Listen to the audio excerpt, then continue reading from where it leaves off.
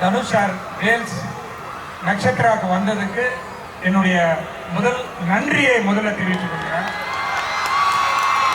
உங்க எல்லாருக்கும் தெரியும், அவர் இது வரைக்கும் எந்த காலேஜ் ஃபங்க்ஷனுக்கும் போனதில்லை. கிட்டத்தட்ட 20 வருஷம் கழிச்சு இங்க நம்ம வேல்ஸ் வந்திருக்காரு. ஸோ அதுக்கு முதல்ல நான் ஒரே ஒரு சார் காலேஜ் கல்ச்சரலுக்கு வரணும்னு உடனே வரேன்னு சொல்லிட்டாரு. அதுக்கு முதல்ல நன்றியை தெரிவிச்சுக்கிறேன். Thank you sir. எனக்கு ஒரு ஆசை சார், ஒன்று கேட்கணும்னு. 10 படங்கள் அனௌன்ஸ் பண்ணியிருக்கோம், 25 படங்கள் பண்ணியிருப்பீங்க. நீங்கள் நான் ஒரு ப்ரைடான விஷயமா இந்த ஒரு படத்தை நினைக்கிறேன், இது ஒரு ட்ரீம் ப்ராஜெக்ட் அப்படின்னா எங்க சார் எந்த ப்ராஜெக்ட் சொல்லுவார்?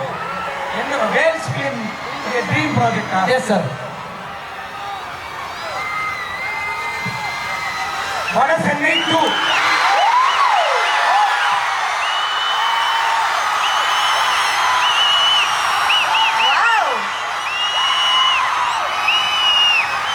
ஒரு ஸ்டேஜில் லைட்டாக அந்த வார்த்தையை சொன்னதுக்கே அது பயங்கர வைரல் ஆயிடுச்சு. ஸோ சார் அதான் ட்ரீம் ப்ராஜெக்ட் சொல்லிட்டாரு. இங்கேயும் எல்லாரும் வெயிட்டிங். ப்ரொடியூசர் சார் சொல்லிட்டாரு, நீங்களும் வட சென்னை 2 பற்றி. ஆமாம், ஆமாம்.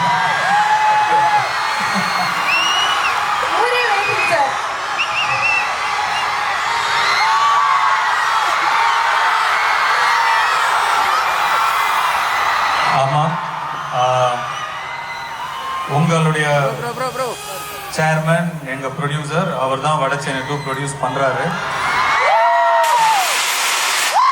சீக்கிரமாவே ஸ்டார்ட் பண்ணிடுவோம். உங்க எல்லாருக்கும் தெரிய போகுது. இவ்வளவு நாள் நீங்க கேட்டுட்டே இருந்தீங்க. ஸோ இனிமேலாவது ஸ்டேஜுக்கு போனால் அந்த வட சென்னை டாபிக் விட்டுட்டு வேற ஏதாவது பேசலாம்னு நினைக்கிறேன்.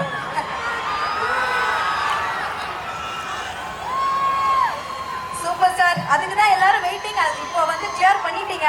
இன்னைக்கு சூப்பர் அனௌன்ஸ்மெண்ட் கொடுத்துட்டாரு sir. So very happy. I all happy. அவ்வளோதான் சார்.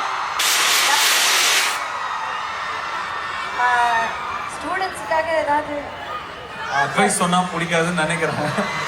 பாட்டா பாடிக்கலாமா சார்?